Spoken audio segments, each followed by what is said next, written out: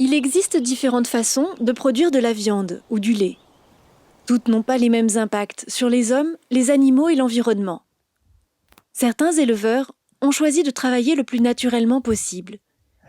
L'alimentation se fait essentiellement à partir du pâturage de ce qui pousse spontanément sur la ferme. Pour cela, ces femmes et ces hommes favorisent la biodiversité de leur milieu. Loin d'être folkloriques, ces élevages peuvent être parmi les plus performants sur les plans économiques et écologiques. La vente directe n'est qu'un élément de la création de valeur sur le territoire. Pour eux, produire mieux et de manière durable, c'est déjà une réalité.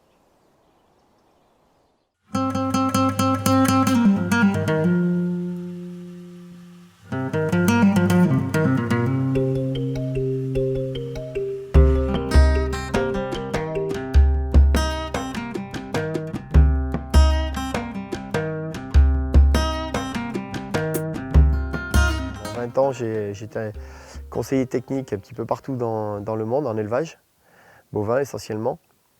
Et quand j'ai souhaité m'installer dans cette région, j'ai tout de suite cherché à développer un élevage et que j'avais rencontré dans bien des endroits du monde. Les coûts sur un élevage, on va dire, classique, traditionnel, c'est l'achat d'intrants et c'est aussi la mécanisation qui coûte énormément cher. J'ai agi de différentes façons. La première, c'est découper l'exploitation en plusieurs parcelles pour pouvoir faire des rotations. La deuxième, c'est d'être beaucoup plus vigilant sur l'aspect génétique et surtout sur l'aspect éducation des animaux. Parce qu'au plus jeune âge, il faut que les animaux s'habituent à un type de végétation, à une façon de pâturer. Et en l'espace de 2-3 ans, j'ai réussi à changer complètement la physionomie de l'exploitation et en éliminant complètement le labour, le semis de céréales ou de prairies artificielles. On peut scinder en fait, le pâturage en 3 grandes périodes.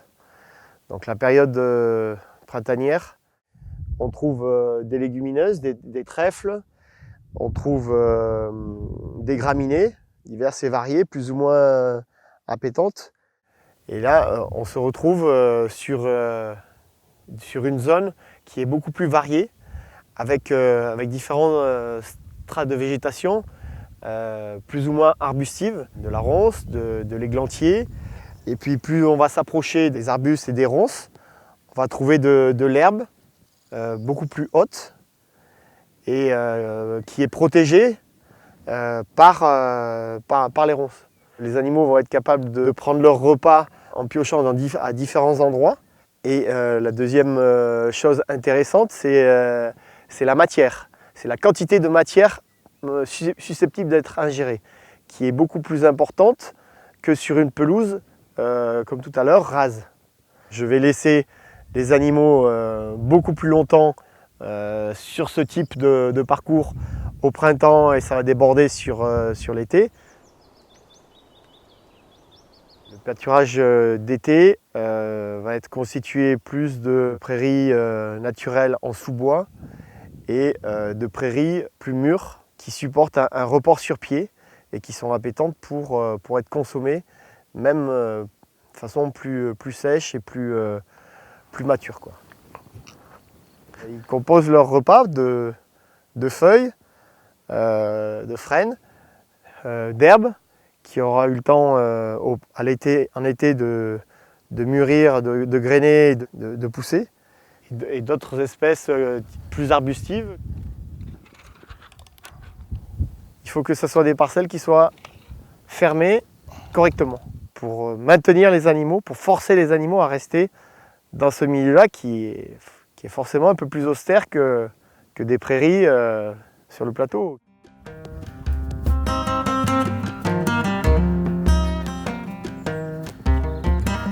Là, on est sur des parcours fin d'été, début automne, jusqu'en décembre, les bêtes vont rester.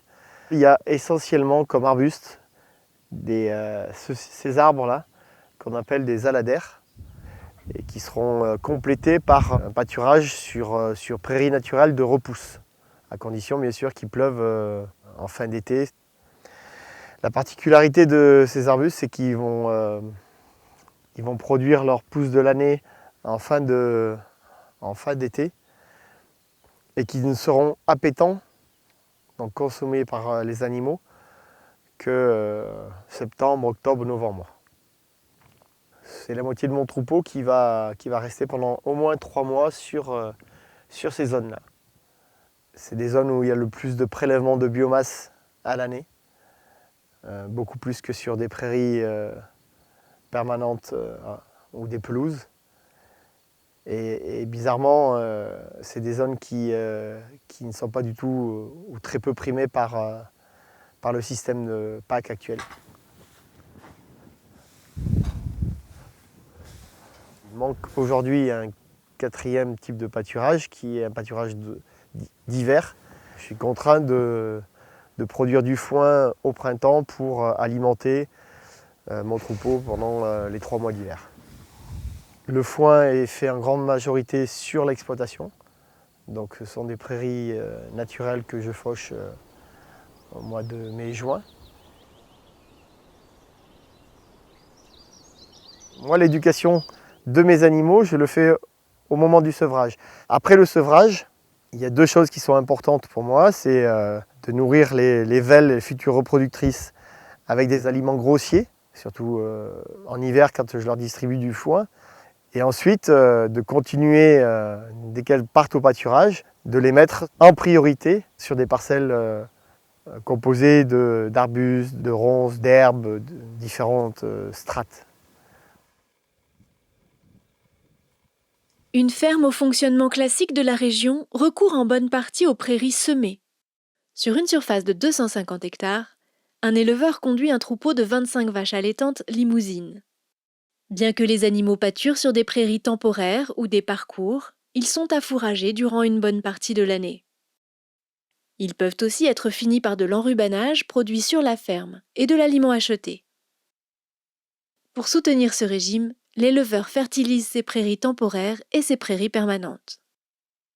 Il a son propre matériel pour semer, récolter et distribuer les foins et fait appel à une entreprise pour l'enrubanage. Il a de petits bâtiments de stockage et une stabulation de 50 places pour l'engraissement. Il commercialise principalement ses bêtes en vente directe. Dans le cadre de ce système pastoral classique, l'éleveur génère un fort produit brut, mais ne compense pas l'ensemble des charges de production. Finalement, la valeur ajoutée sur l'exploitation est négative. Les aides de la PAC viennent combler ce déficit. Sur des surfaces de taille et de qualité similaires, Jean-Michel conduit un troupeau d'aubrac de 60 mères. En faisant pâturer ses animaux de manière réfléchie, il ne recourt au foin que lors des mois d'hiver. Il n'engraisse pas ses animaux et n'utilise de l'aliment que pour faciliter le travail et les apprentissages. En dehors d'un peu de fumier, il n'apporte aucun fertilisant. Il dispose du matériel adapté pour récolter les 2/3 de son foin. Il possède un petit bâtiment de stockage. 15 broutards sont vendus en circuit long et le reste de ces animaux est commercialisé en vente directe. Ce système autonome et économe permet de générer un très fort produit brut avec des charges relativement restreintes. La valeur ajoutée générée sur l'exploitation est donc importante. L'utilisation optimale de ces pâtures impacte aussi positivement l'environnement. Les aides de la PAC viennent seulement compléter les revenus de Jean-Michel. Ce qui est intéressant en fait et ce qui est un challenge pour moi, c'est d'arriver à nourrir les animaux exclusivement à l'herbe et à produire une viande de qualité. C'est aussi une façon de démontrer et de montrer à des gens qui voudraient s'installer en élevage qu'il est possible de faire ce métier tout en réduisant au maximum les dépenses d'énergie. Tout ça pour essayer de préserver l'environnement dans lequel nous vivons.